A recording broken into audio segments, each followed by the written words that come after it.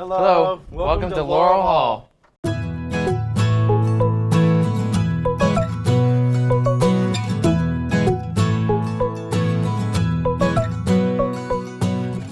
At first, when you move in, you'll have furniture on both sides of the room, your designated side and your roommate's designated side.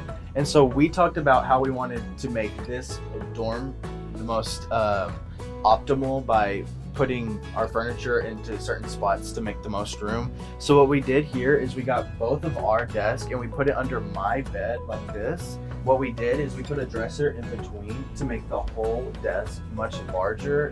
And so when you're working, it's not on a little space, it's much bigger. And so if you can see here, we have his desk on this side, a little area space in the middle, and then my desk over there. And another way to make this area much more optimal is by using organizers, which we both got. And so we put that there, and you can put pens, erasers, scissors, tape, anything like that into it. So you don't have to cram your desk full of stuff like that.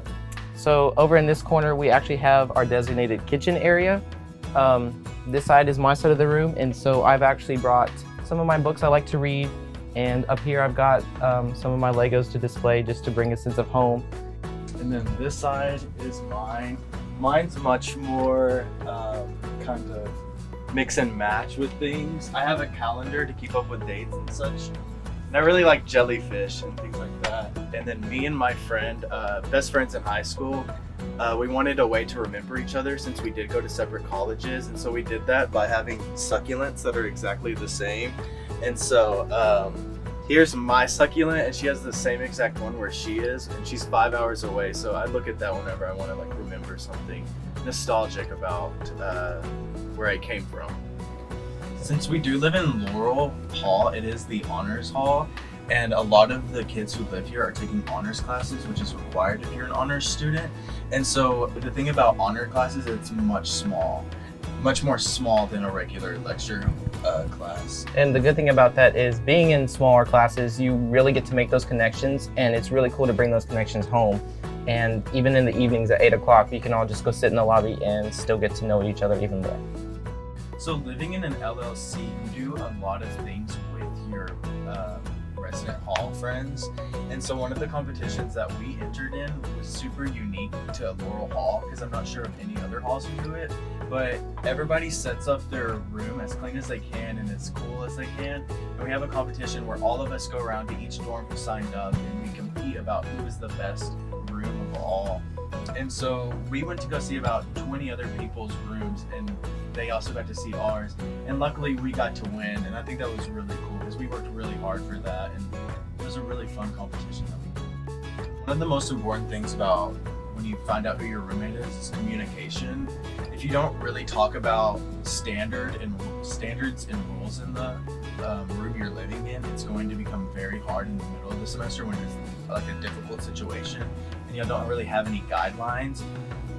We talked about some of the nitpicky things at first, about like how clean we'll keep the room, what time like we usually go to bed, if one person's out of the hall, how many people can come in, and like what y'all can do in here. And so I think that was really important to talk about at first, and it's an important thing that you do with your roommate. One of the most important things I did, I like my privacy, and so I had a tension rod, as you can see here, and I put a curtain onto it, so when you hang it up in your closet, you can just pull that tension rod apart, and you can stick it in between the two walls, and then you can hang a curtain in front of your closet. And something else we both kind of decided actually before we even moved in was how we wanted the room to look. We really like the idea of matching both sides. So as you can see, we both have the same comforter. We have also displayed with the same kind of symmetrical sense. We have two curtains on each side. And something else that we talked about was just the source of lighting. We personally don't really like the fluorescent lights that we both have in here. So we were like, what else can we do? So we brought about 3 lamps. We've set up 3 sets of Christmas lights, and it's just a new way to brighten up the room and still make it feel kind of homey. When coming into your dorm, you only have blinds to keep the light from coming into your room. And so what we did is we also used tension rod to hang up a curtain in our room.